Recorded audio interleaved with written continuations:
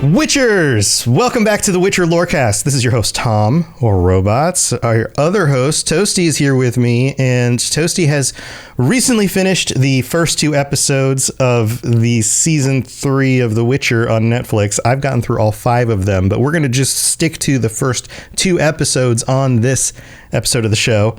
And our goal here, Toasty, is to explain to them the things that are different, the things that worked, the things that didn't work. We're trying to have a very objective eye, but of course there are certain things that we emotionally react to. So we'll be sharing that stuff as well. Yeah. How's it going, Toasty? Good. I was trying to make my camera unblur. I've succeeded finally. Nice. So you're ready to go. I'm ready to go. We have the first 2 episodes of season 3. And I just want to preface this before we get into the individual pieces as we kind of go through the episodes that clearly they've been saying this is more in line with the books. We're more in line with the books. But they also have the entire second season, which went way off of what happens in the books. So there's a lot of stuff that happens in the first 5 episodes, and especially in these first 2 episodes, that is basically cleanup for that. That's kind of the way I feel. Like, one of the big things that happens in the first episode is that they are, like, the 3 of them, Geralt and Ciri and Yennefer, are all moving from place to place, trying to keep each other safe. But that doesn't happen in the books. And there's also the whole thing with Yennefer and Geralt's relationship being a mess because she betrayed everybody. That didn't happen in the books, right? So I feel like they needed that whole first episode to try to, like, remove some of the mistakes they made in the second season. But then even in doing that, they kind of take it in different directions that weren't there anyway. Yeah. I don't know. Is that kind of the feeling you got? Mm-hmm. Although I do have, like, some thoughts on that. So okay. Cool. Okay, well, let's go through the scenes. We have the intro scene where Geralt is discovered by these people who are searching for them, and he basically kills everybody, right? He just slaughters them all. Yeah, like, we're going to intro the season with a fight scene kind of thing. Right, right. I mean, I'm cool with the fight scene. I'm cool with the intro. It was very silly and goofy, like with the amount of blood splatter, the slow-mo on it, like the way it was like done, because like they don't film any of the other fight scenes with this over-the-top goriness that they put into just this part. It's like they needed a, like, we need to kick this off with a really cool fight scene so that everybody knows what this show can do. But then they had him fight like the dumpiest people who had no chance against a Witcher. I'm fine with that. And then they were like, well, we need to make it exciting because these guys stand no chance. And so they add the slow-mo and all the blood and stuff. I mean, part of the show is making all of the fight scenes more exciting than they actually are. Because like in the books, like anytime someone wants to fight Geralt, unless they're like a very significant foe or like a monster or whatever, they're not a threat. Yeah. Like, I mean, they made I can't remember the damn name, but the brothers from the last season that they showed, that whole fight scene, that was just a massacre for Geralt. Like, he dispatched of them with ease. They never stood a chance. They could barely even see him moving, and they made it into a cool fight scene that seemed a bit more fair. So, like, I'm fine with seeing him just, like, run through people with ease, but, like, you can just do it as a regular fight scene. You don't got to put weird gory effect. I mean, that one dude fell on the ground and there was a gush of blood that came out of the stump of his neck. And it was like, right.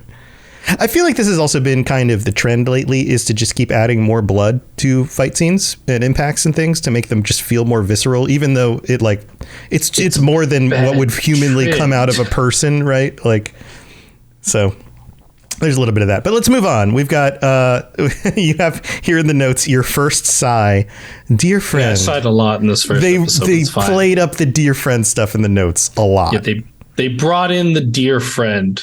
Right. But instead of instead of how it is in the books, where Geralt writes Yennefer a dear friend letter, and he uses dear friend because he really doesn't know how to address her while also trying to kind of have, like, I think it's like be more of a stealthy letter. He's not trying to use names, so he's trying to like keep it a little bit underboard. He says dear friend. Right.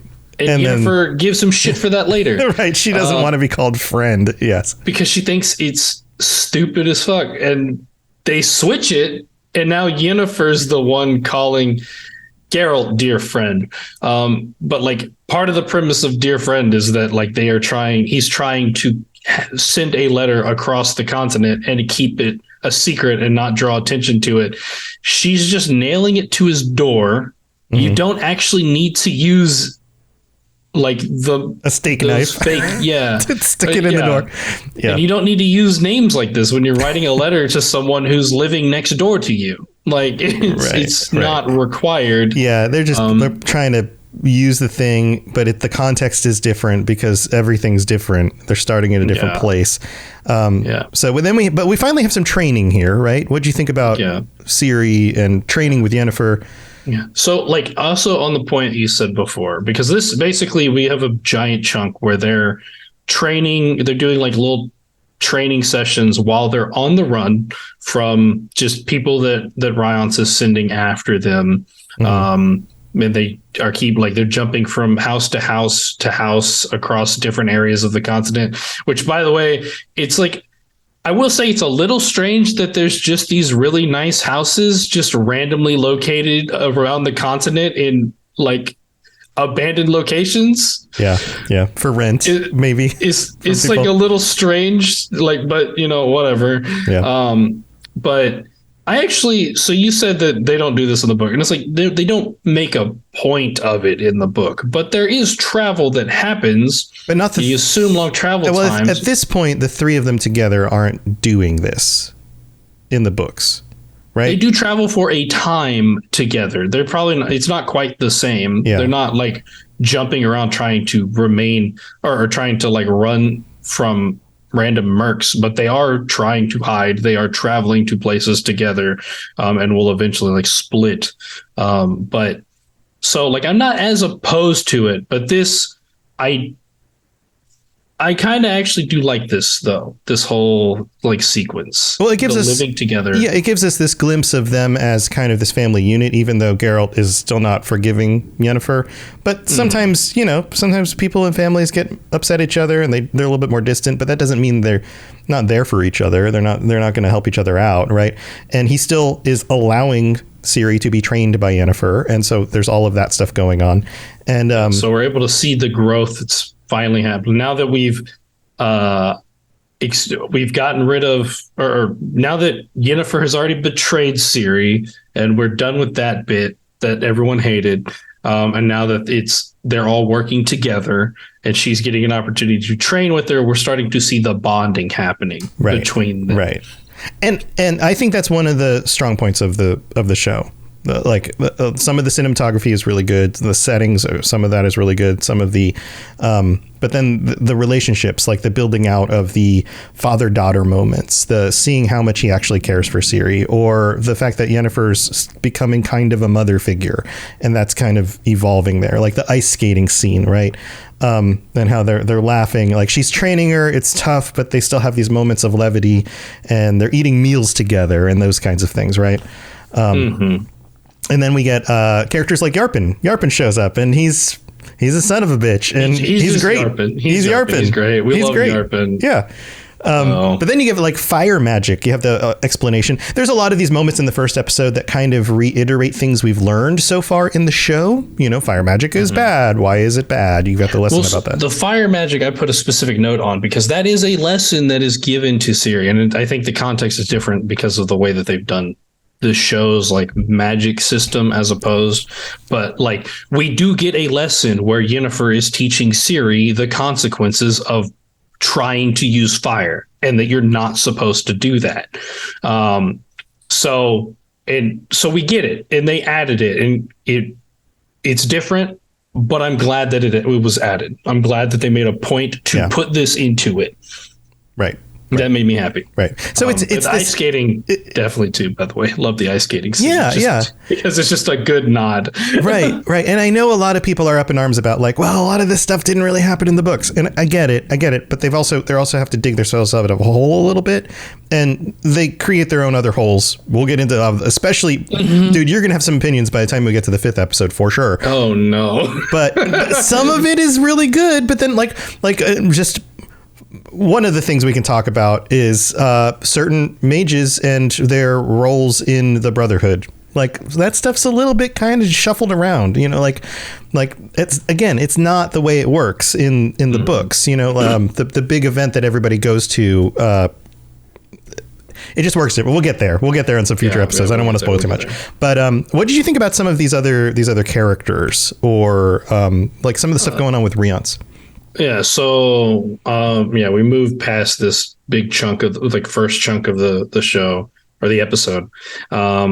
We got Riance. He's looking for Ciri. We already know that, and he's starting to look down other routes, looking for this dude who keeps monsters, and particularly one called a Jackapace.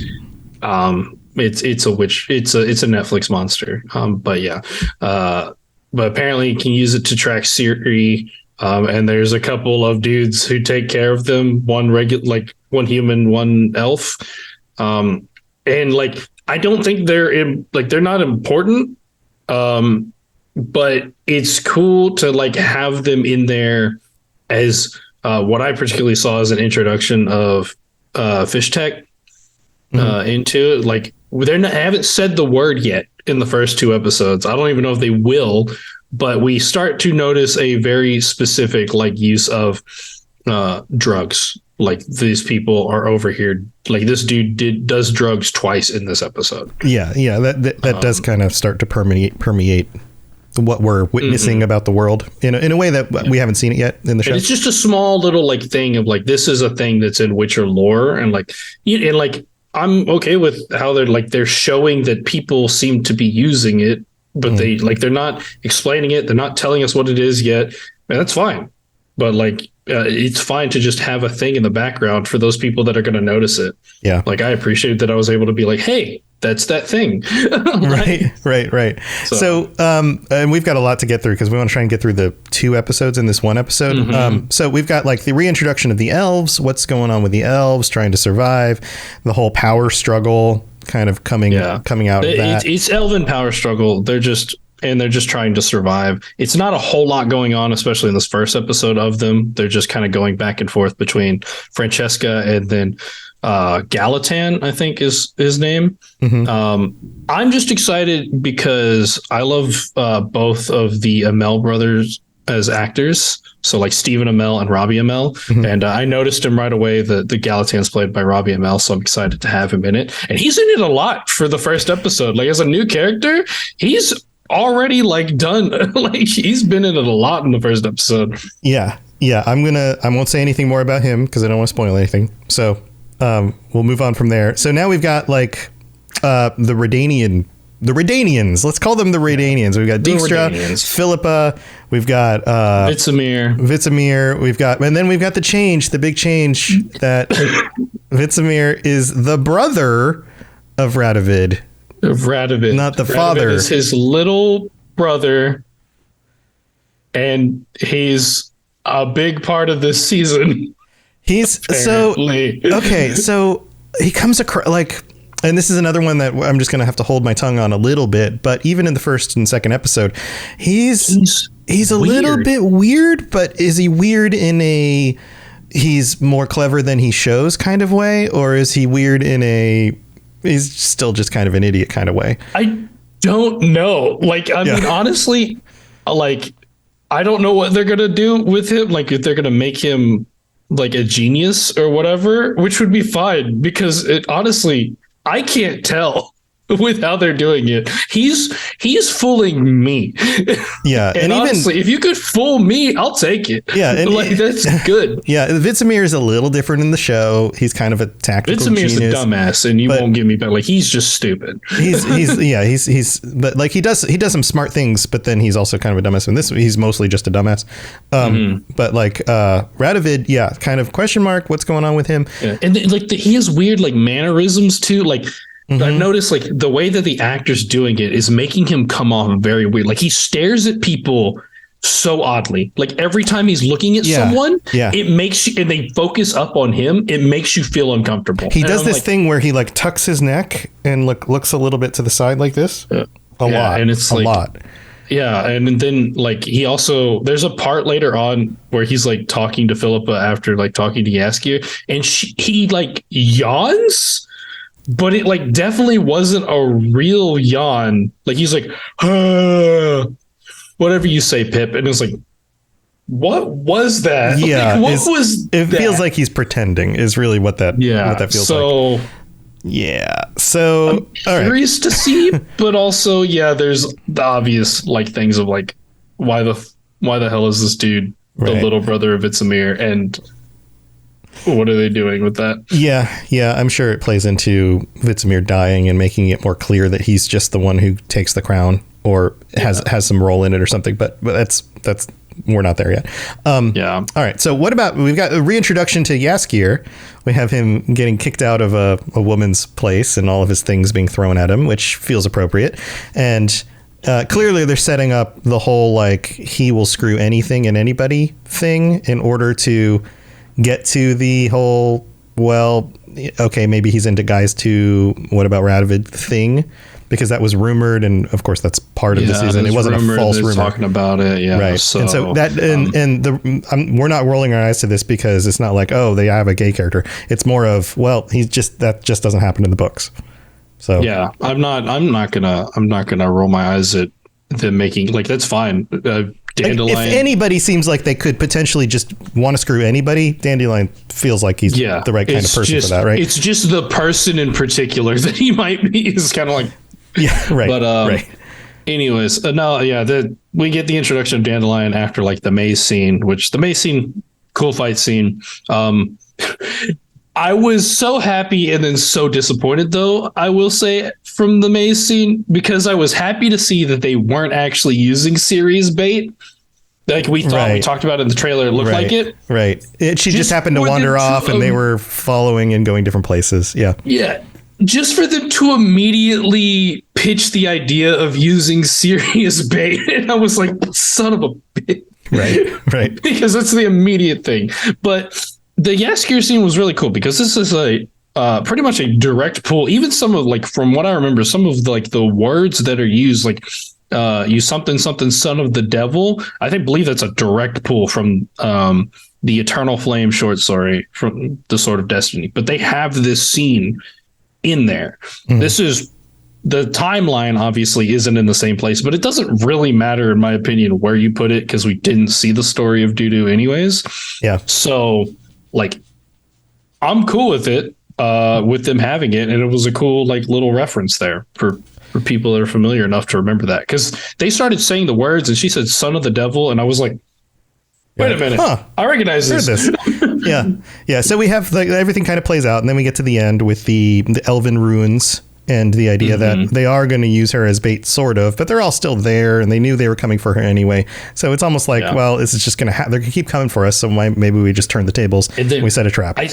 The whole thing they did with Sherwed and Ailerin, like telling us the story of that, because this is this is canonical lore for The Witcher. I can see where they're trying to pull it back. They know that it seems like they know they messed up, and that they're trying to counterbalance, obviously, their mistakes and trying to reel those in, while also trying to put the world building from their concept of what they wanted to do with it and how bad that was, and actually putting in the world building that we're familiar with. Yeah. Yeah, there's definitely, I mean, even for the first 5 episodes, less pillars and like that stuff. They haven't mentioned a monolith one Monolith. time. Yeah, that's it. The word in the time. They didn't even show that part of Sintra, I don't think. Right. Whenever we're looking. So like I ain't seen a monolith in my first 2 episodes. I'll take it. Sure. Now this whole scene at the end, the whole conclusion where like they get caught and Rience shows up, but then the elves show up. Like again, doesn't happen really in the story. But what'd you think of it? It's cool. It was a really cool fight scene. Like it was fun. All of the different elements kind of coming in together and blending. I really enjoyed.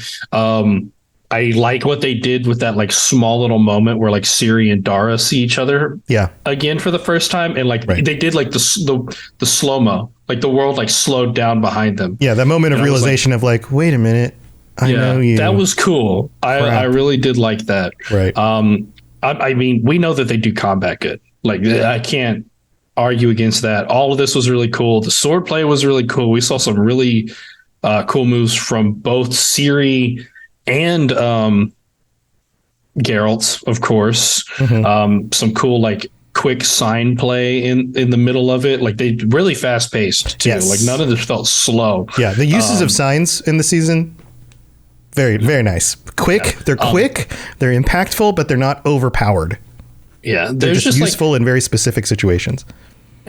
There's like a couple things though where I was just gonna like Francesca's part in this was, I didn't understand. Like she just walked up to Yennefer and then just got blasted back, and then she did nothing else. And it was like Francesca is a powerful mage as well. Yeah. We know this. Like, right. Why was she so mid in this? Like, was she just got blasted? Probably because it feels like one of those story beats where you have somebody who is too powerful, and you have to find a way to limit them so that the story can play out where you want it to go. And so you have a situation where like she gets knocked over, she's injured or knocked out or whatever, so now she can't do the thing that would make it easy for her to just like capture somebody and make a portal and disappear. You know, like. So you have to kind of like nullify her as being like the most powerful one of the rest of the group. Yeah, well, I mean, it's still like I feel like they still could have had some like fun play with that, because we know how strong Yennefer is and she's got her powers back. So like, they could have had like a cool like mage type like counterplay battle just between the two of them in the middle of all of this. Because like Yennefer, there's no doubt in my mind that you tell me Yennefer is able to like, with one hand take on Francesca Vinnemeyer and keep the portal open with the other. You show me that she's doing that, I'll believe it, because she is that strong. We know that she is. So I'm cool, but we'll see, I guess. I don't want Francesca to be a loser, because she's not. Right. All right. So anything else about the episode? I do like I mean, one, seeing like the like more political like backroom dealings that we got out of it. I'm appreciating that. See what they're doing with Jaskier. I don't want him to be a bad guy, but I guess we'll see what happens. I guess they really want one of the people that would never betray others, like Geralt, to betray Geralt or something. Yeah, well, I think it also just kind of makes sense from the writer's standpoint that different people would be trying to manipulate and play into the situation for their own benefits in different ways, and so they're just trying to show that too. So I mean, like I said, I like the like the backroom part. I like the like what seems like a power struggle between like Philippa and Dijkstra. Like they're not like. Yeah, they're like butting heads too, even in their own like relationship with each other, which I thought was interesting. Oh, dude, it gets a little weirder as it goes. I can imagine, but it is well done. It's not like clearly one of them is over the other, right? Like, in fact, if anything, it implies that Philippa might have more control over Dijkstra than he does of her, which kind of tracks. So yeah, I'm totally fine with that. And then the mysterious mage thing that they're doing, I mean, they're just doing it like kind of how everyone else does, like, this mysterious figure that we're not going to reveal till later. Like, that's fine. Whatever. I'm cool with it. I think we all know, like, people who are familiar with the stories already are already going to know who it is, but I'm not going to say it for the purpose of avoiding spoilers for people who don't. Sure. And then the last little bit, they show like a thing at Aretuza that wasn't really like it wasn't purposeful. Like there wasn't a reason to really have it, but I do appreciate that like they even have that little bit of like continuity in there where like Tissaia is taking them out to catch lightning in a bottle, like the new students. Yeah. That we saw from season 1.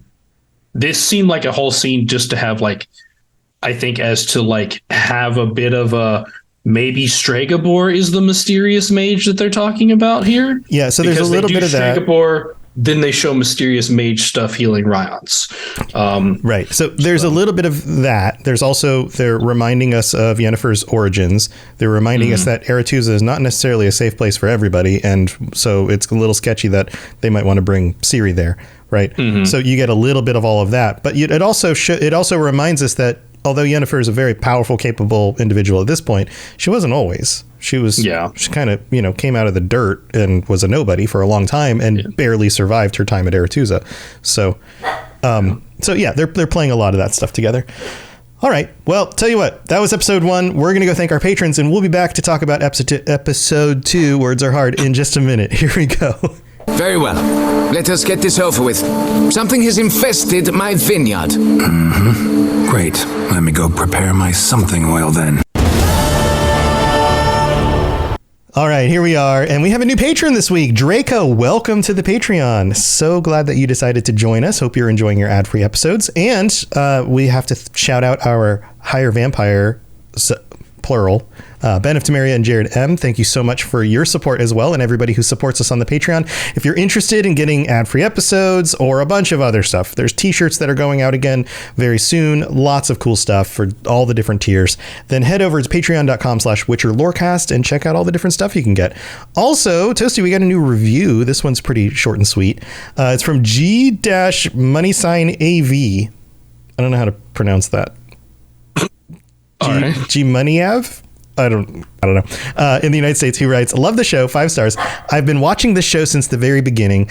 I've been on the path since playing The Witcher 1, and I never looked back. I beat all the games, keep up with the show, and have yet to read the books. However, one thing I must say is his name is Yorvith. Yorvith, pronounced Yorveth. Crying smiley face. Love hand. Love fingers. Keep up the good work, boys. A little Geralt at the end. Nice. Well, thank you so much for that. If you would like to leave us a review, a 5-star review on Apple Podcasts, we'll read it out on a future episode of the show. Plus, you can rate us on Spotify and all sorts of other places. So we really appreciate that, and all of it helps. All right, time to move on with the rest of the show. Here we go. You smell of death and destiny, heroics and heartbreak. It's onion. Right, yeah. All right, we're back, Toasty. Time for episode 2. How'd you feel about episode 2? I mean, it was kind of like it's one of those like middle of the season episodes that I don't think is it's not meant to be incredibly good, but I don't think it was bad. Yeah, like it's introducing characters and plot points and just kind of moving the story forward without anything too crazy happening. Yeah. So we get a number of different characters that show up. Who do you want to start with? I mean, well, we get the introduction of Applegat, which he's just a messenger who kind of runs into various people throughout the stories or whatever. And it seems like that's what he's doing here.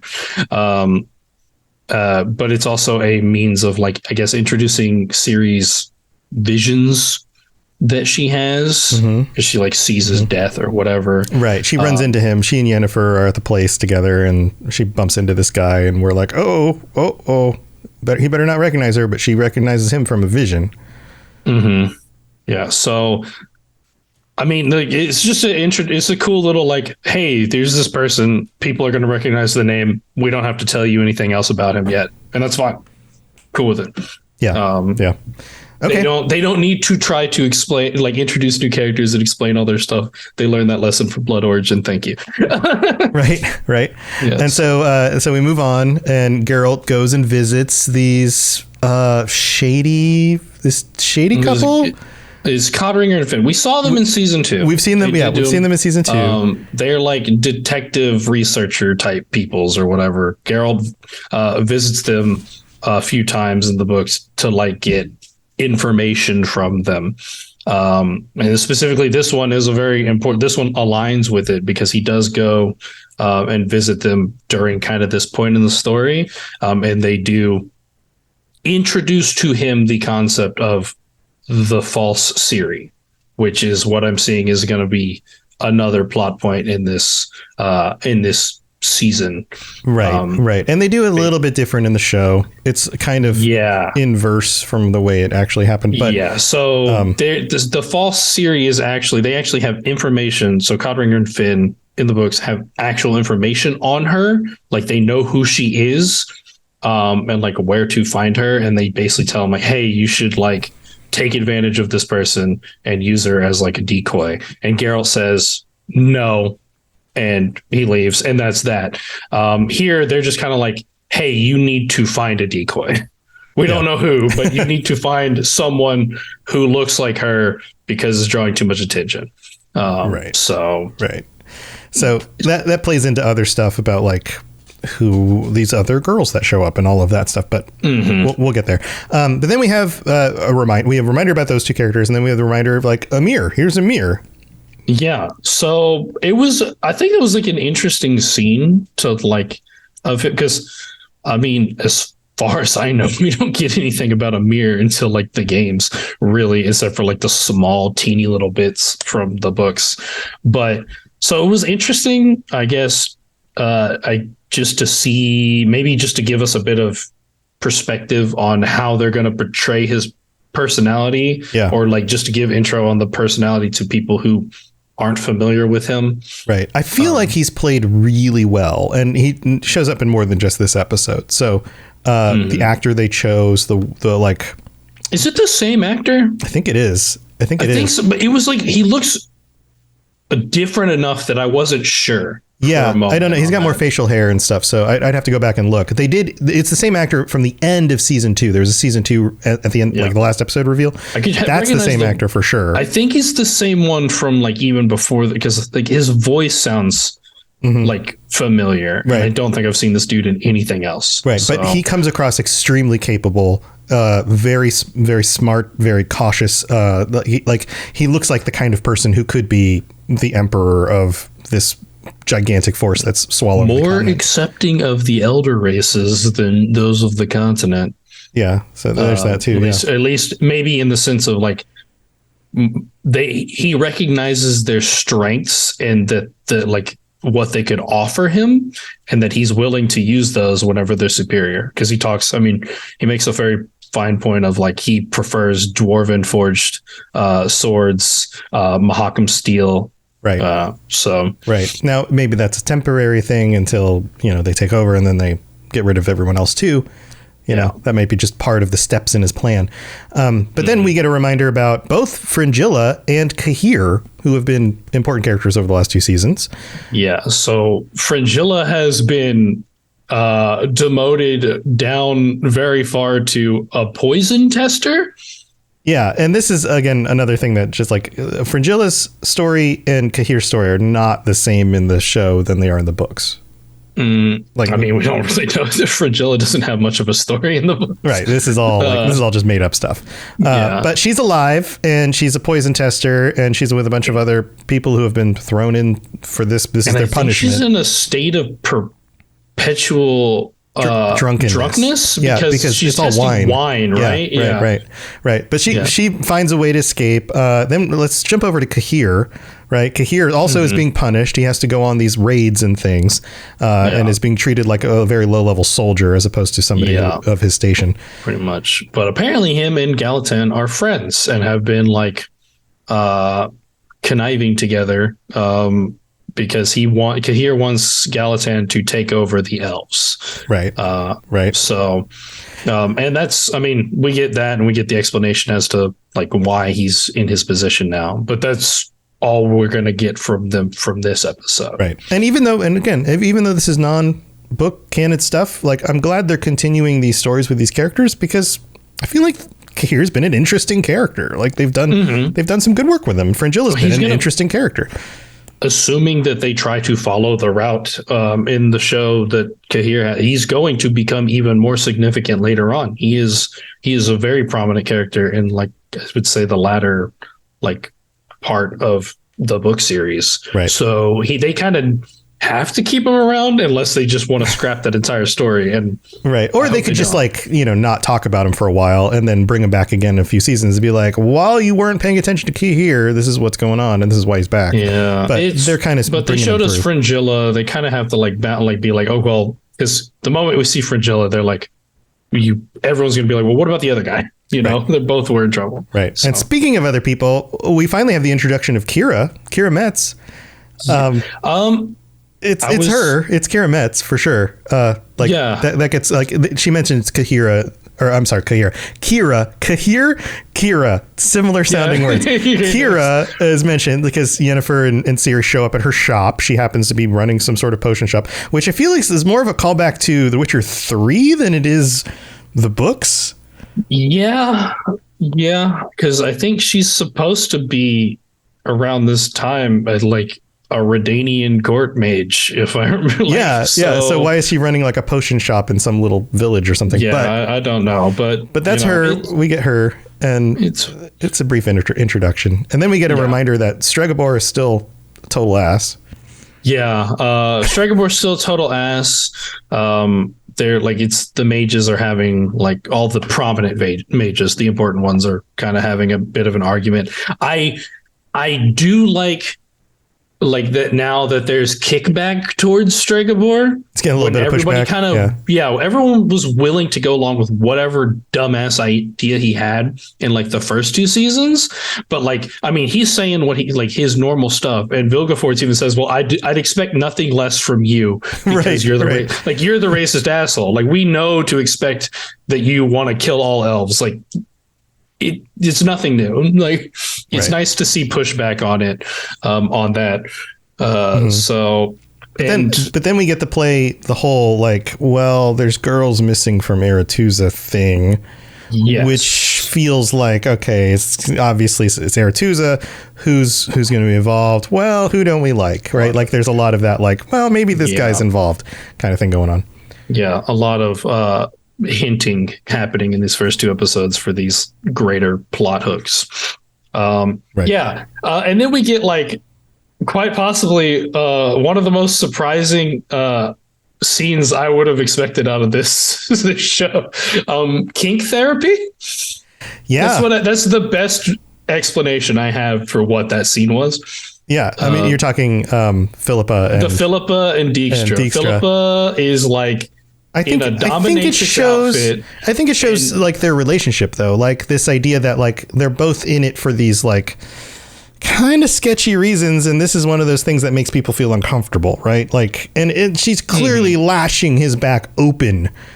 Like, this is more than just, like, scratch some nails on my back and I like that. Yeah, like this is like, it's intense, torture me kind of stuff, which is super out there. It shows like Dijkstra, I guess, it has like a lot of remorse about the stuff that he does. It shows some insight into his character a little bit. Yeah, where I'm getting the complete opposite. I don't think Philippa has any remorse for any bad shit that she does. It doesn't come across like she does. No, yeah, but no. I mean, I guess props to like being open to fulfilling his needs on that part. I guess they kind of have a caring relationship in that regard. Well, at least it's beneficial to each of them in some weird way, right? So we got that. We've got Jaskier stuff. Yeah, Jaskier at the party with Radovid. The big takeaway is that they're pushing this romance. They're making this a thing. The Radovid Jaskier romance. There's like definitely like tension moments there, and it's like, I like how uncomfortable Jaskier is, and then he's like all of a sudden he's in the spotlight again doing his thing, and then that becomes comfortable, and yet he's super uncomfortable at first, and then after he does the performance, he leans back in the chair with the wine, props his legs up, like and maybe that's part of like Radovid's like scheme, if he is the genius that they might be hinting he's at, is that he's making it seem like he's now the one on the back pedal when he's actually still like manipulating the situation. Right. Yeah, that could be it. I mean, they're absolutely playing into what Jaskier wants, like the fame and people being like, oh my God, this is such a great song, play another song. Like he clearly wants that, right? But he also, there's the line where he says something about like having to navigate a den of vipers. Like he leaves clearly knowing that like, this is a dangerous situation I'm in, but I'm still flattered to be here, that kind of thing. Yeah, but this is just another aspect of the like backroom dealings that we're seeing. It's all playing the game. Like there's a whole lot of playing the game in this first 2 episodes so far. Yeah. So I'm assuming it's going to keep going. All right. So we talked about all those characters. Let's see. We've got more Geralt stuff. We've got more Yennefer being a mom stuff. What do you want to cover next? Yennefer mom stuff, and then maybe the Geralt stuff with like the big spooky monster thing at the end. Sure. Yeah. So Ciri, back in that, whenever we saw Kira, Ciri is, we're seeing a lot from these is that Ciri is trying to like take charge and be like responsible to like helping the continent become like be in a better place. Blurry again. Come on. Yeah. She feels the importance of her role and wants to do good things with it, wants to use it for good. And of course is a little bit hasty to make certain kinds of decisions in the midst of that. So you have the whole parenting thing happening with like, and the visions aren't helping with that either, because she's seeing people having bad fates. And she's trying to help these people, even when like Yennefer says it early on, like, how do you know that his death won't prevent greater harm? Like you don't. That is a fair point. But yeah, so we're getting, I mean, we even got the line, right? We got, I'm not angry, I'm just disappointed. They straight up said that. I thought that was hilarious. Right. But it's a very parent thing to say. Yennefer teaching Ciri lessons about like the greater consequences of the things that they do. And it eventually does lead to her taking Ciri back to where her home was. It's gone now. It's just an empty field. And basically giving Ciri insight to like, this is who I was before. Right. And it's because of these things that I did have actually had long impacting consequences on the continent now. Yeah, it feels like a very real kind of situation, not only for like a parent-child thing, to be like, the person you see in front of you right now isn't who I've always been. Let me explain to you my path, so maybe that'll help you find your path. Yeah. But it also and this is they did this well, is they reinforced the fact that so much of what has happened politically on the continent really can go back to some very specific decisions that Yennefer made. Yeah. And how that influenced so much of what else is going on. I think the other part of this that I do really enjoy is that it's like, it's showing like, I think a fairly like healthy, like mom-daughter type relationship, because like Ciri is a teenager and she's doing some teenager type things, like talking back to her mom whenever she doesn't like that she's getting yelled at. Right. Or overestimating her own capabilities. Yeah. And like, instead of, and I think this, like, sometimes this, you see this a lot, is that like parents just kind of become petulant in like the same regard, where it's like, you know, teenager says some out of pocket stuff, the parent gets mad and just like punishes them or whatever for it. Right. Yennefer just immediately like routes and is like, okay, well, like, I do know exactly, like you say, I don't know what it's like to struggle for my own like autonomy. I do. I absolutely do. And I'm going to show you. Right. I'll give you proof. So you understand that I'm not just getting on your ass for no reason. I understand where you're coming from. Yeah. I like that. Yeah. Like I like the that too. representation there too. Right. So yeah, I think all of that feels really good. In fact, that's one of my big positives for the season, is that the actual interpersonal stuff actually plays out pretty well. Like that stuff rings true, even if it's done differently than it was in the books. It still rings true to like Yennefer trying to be a good mom, like the way the character motivation for some of that stuff. Yeah, that's personally, this is why I think this is definitely up there, because that's personally my favorite parts of stories, is the characters and how they like interplay with each other. Yeah. So So Yeah, moving on. speaking of other characters, we've got Geralt. Geralt's on the hunt for Riance, ends up going to some creepy looking castle, gets into the dungeon part, fights a 100-handed monster thing. This like the weird heads, amalgamation the of three arms heads and of the bodies. poor girls that are like sticking off that, like the CG there isn't super great. But then there's the one girl who has overall terms that don't fit specifically into the episodes that we could talk about after. But yeah. It is weird. It's creepy. That monster was kind of like terrifying. Like this is one of the harder fights we've seen Geralt have. Yeah, they definitely went into body horror in a very like distinct, strong kind of way. Definitely. But yeah, he fights this thing and he finds who I will be referring to as we talk about these things, the false Ciri. Right. Right. And the big reveal at the end is that she thinks she's Ciri. Yeah, she thinks that she is in fact Ciri. Right. So it's a little weird. Like the whole thing at the end with her like thinking you're Ciri, she's Ciri. I'm like kind of like, what's the reason for this? I hope they explain, because that one felt like, and I get that I think they're trying to do a couple like horror-y type elements, especially in this episode, because they have the body horror, and this is like kind of a horror thing, right? Like, you know, the what the fuck? Like, what did you just say kind of thing? Yeah. Like, he's definitely taken aback. So, right. But yeah, so Geralt's got false Ciri now. Right. Okay. So anything else? There's a few other things we skipped over. Anything else you want to point out? Oh gosh, what else did I skip over? Codringer and Fenn get toasted. Yeah. That's good. That was a little bit of a surprise. I was like, okay, I guess they're done. They're gone. So that's actually a thing that happens in the books. Riance doesn't do it himself. He sends like an agent to do it. But I don't think he burns them. It feels early, but maybe I'm wrong. It feels like it happened too soon. Like, I think they played their part that they were supposed to. The fall series, kind of the last big thing that Codringer and Finn, I think, contribute. And the fact that they have information on like who's in charge or something. And Riance does send wrap it up. They're done. They're except for their cat.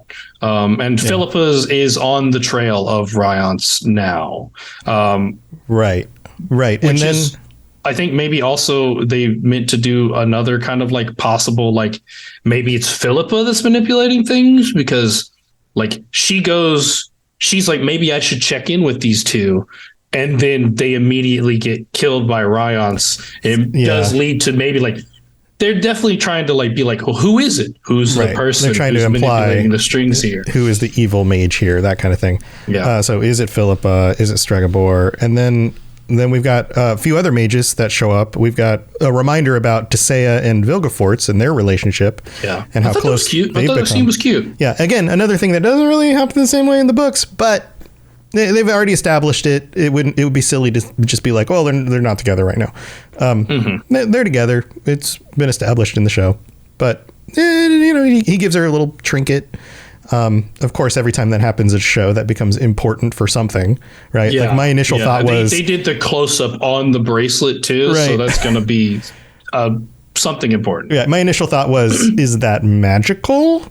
Is he less trustworthy than we thought? Or is this just kind of a nice thing? And we get, obviously, we're going to get more about that in the next few episodes. I'm not going to spoil anything.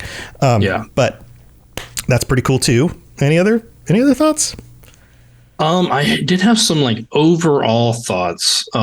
We talked about that, like the weirdness of like the first fight scene. Mm-hmm. That's fine. There was like kind of a thing like it was less in the second episode, but like in the first episode, there was like a lot of parts felt like hazy.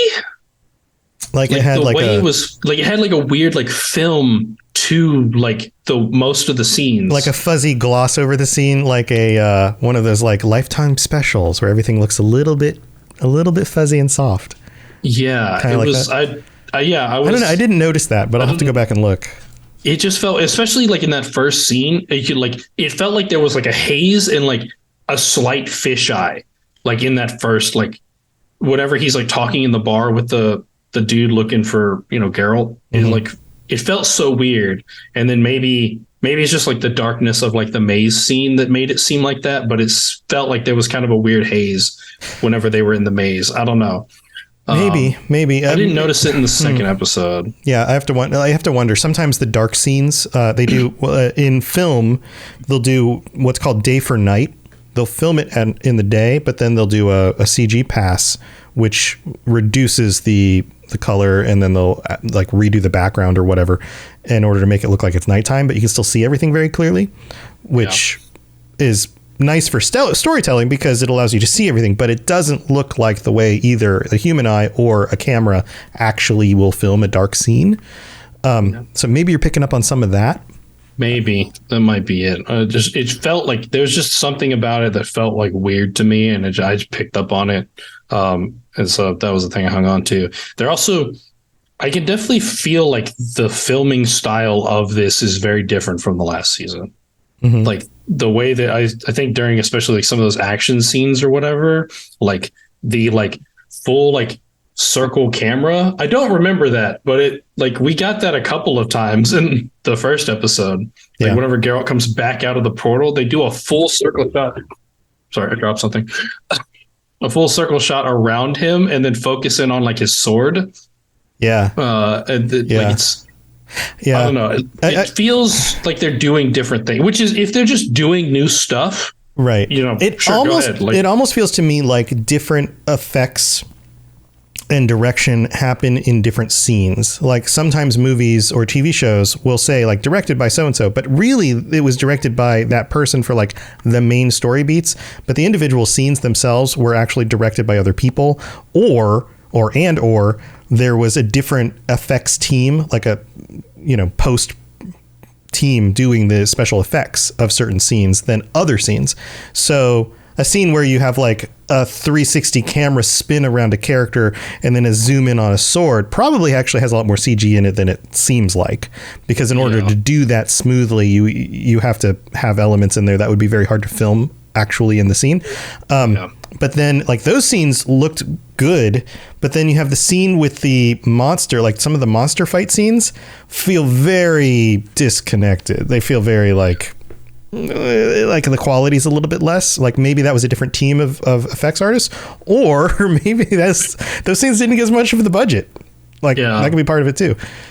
Yeah. And then like I noticed the last big one on that is I noticed that like when Yin takes Ciri back to like her home or whatever, like that, I think that whole set was like green screen, and you could tell, or something. Like it was very like fuzzy.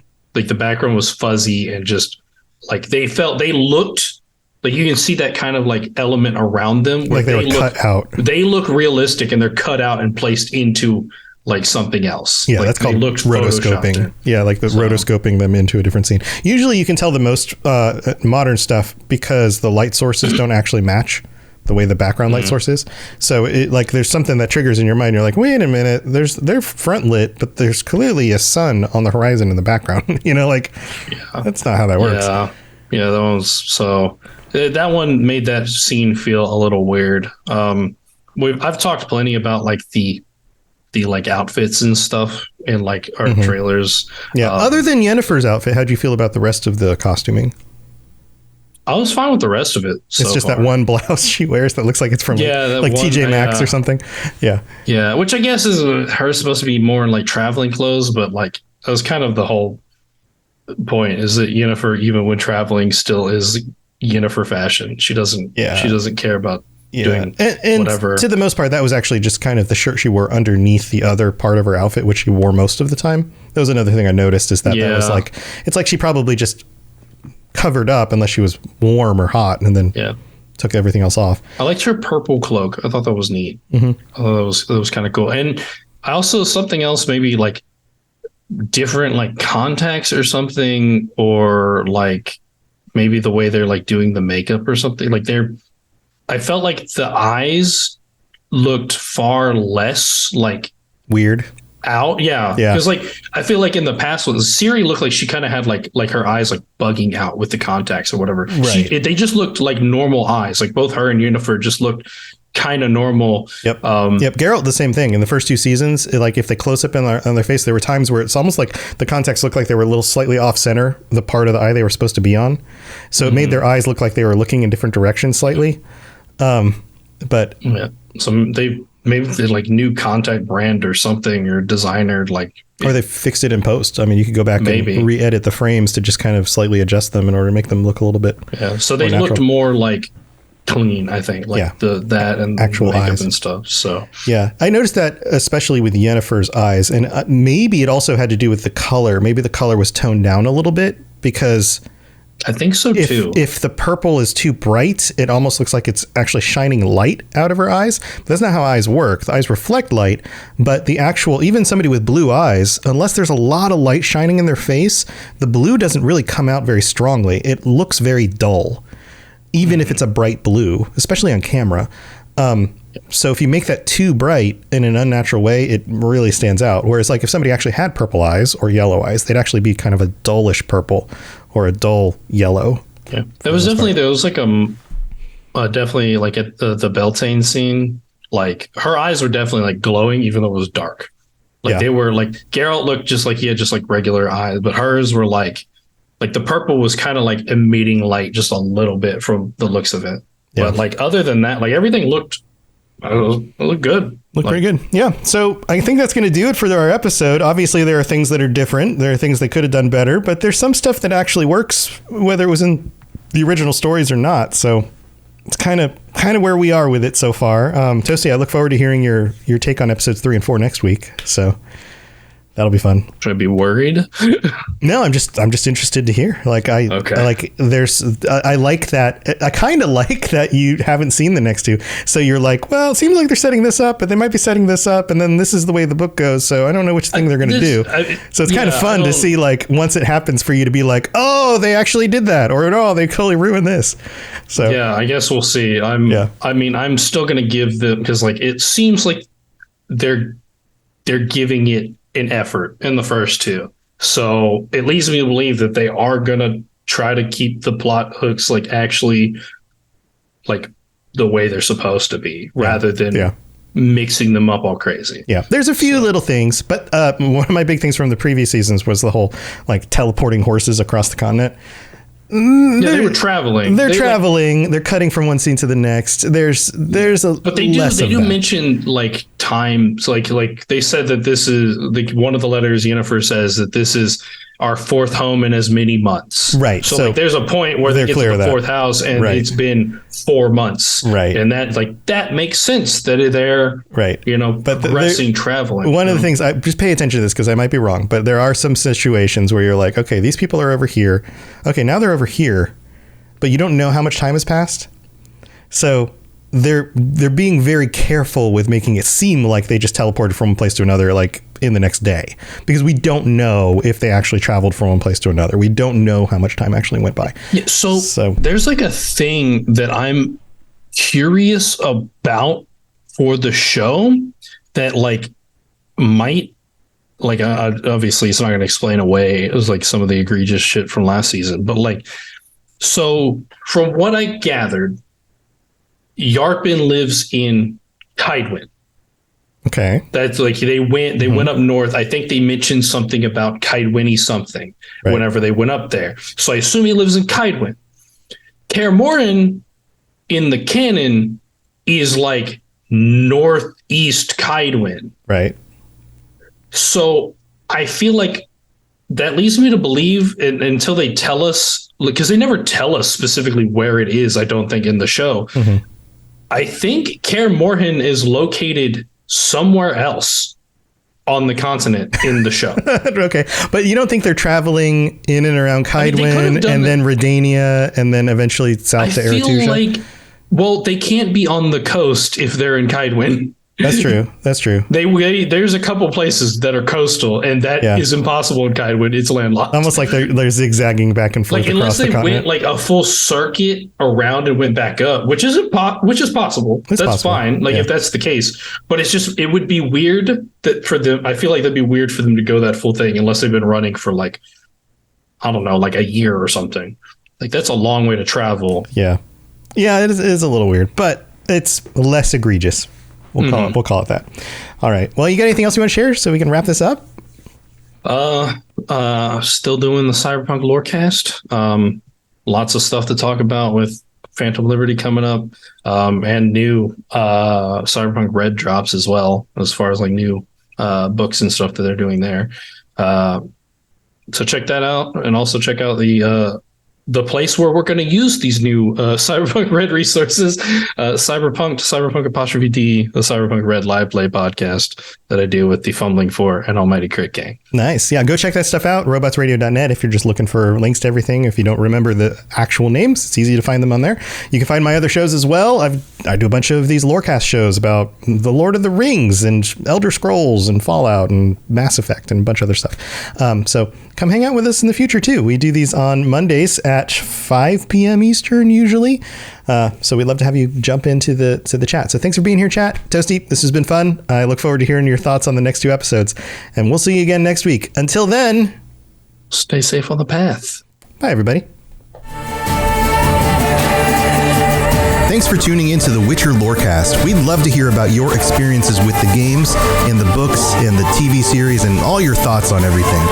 Please check out the Robots Radio Discord and follow us on Twitter at Witcher Lorecast.